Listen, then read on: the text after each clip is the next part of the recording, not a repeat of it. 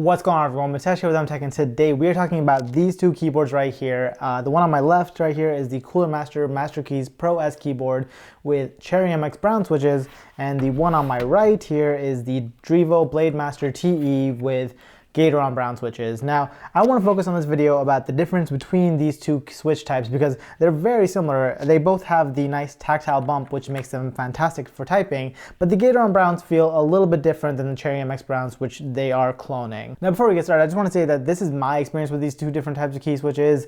It may not be yours, and if you guys have, if you guys feel differently about this, let me know down in the comments down below. But, before you guys attack me, I'm just telling you guys this has been my experience from this. So the main thing that I think is different between the two keyboards is just in the feeling. So the Cherry MX Browns, one of the things that I really like about it is just how crisp the switch feels. So when you push it down, it just feels really crisp when you're pushing it down. And the Gateron Browns feel less so. Now they do definitely still have that tactile bump. You can feel that when you're pushing it down.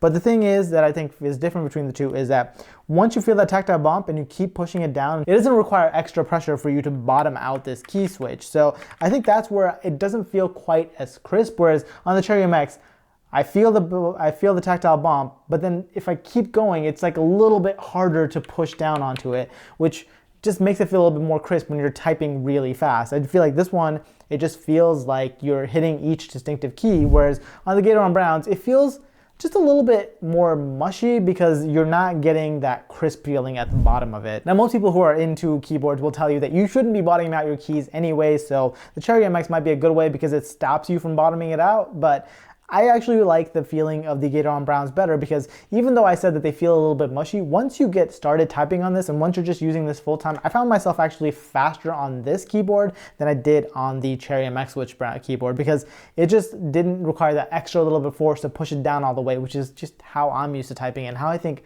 most people are used to typing. And that's really where most of the difference comes from. I will say that the Gateron Brown switch is definitely, the bump feels a little bit less so than the Cherry MX one. The Cherry MX bump is definitely a little bit sharper than it is here. Here it's a lot smoother. So if you want something that's a lot smoother feeling and that will let you type faster, I think the Gateron Browns are a great option. I definitely, if you want to use one of these keyboards for work, I definitely think the Gateron Browns are a much quieter switch than the Cherry MX Browns are. Now, speaking of sound, of course, no video about a mechanical keyboard will be complete without a typing test. So here's a little video of typing on this keyboard and on this keyboard so you guys can check it out what the sound difference is between the two of them.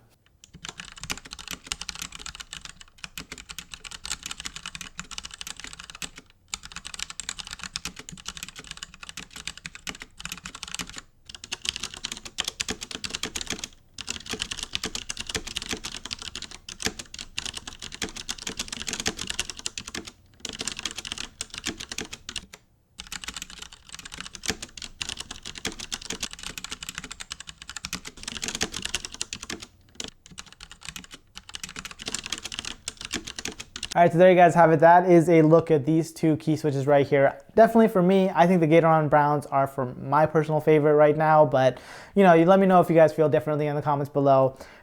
The nice thing is the Gateron Browns are actually significantly cheaper than the Cherry MX Browns are, so especially if you're building your own keyboard, I think the Gateron Browns for like 60 switches is just like $15, whereas the Cherry MX ones are $25. So you're saving quite a bit there, especially if you want to build your own keyboard. So yeah, if you guys are looking to build your own keyboard and you want to do it a little bit on the cheaper, Gaterons are definitely worth considering. But that's pretty much all I have for you this one. Thank you guys so much for watching, and let me know down in the comments below if you guys like these mechanical keyboard videos or if you guys would rather see less of them on my channel. But as always, like this one if you liked it, subscribe if you guys loved it, and I will catch you guys in the next one.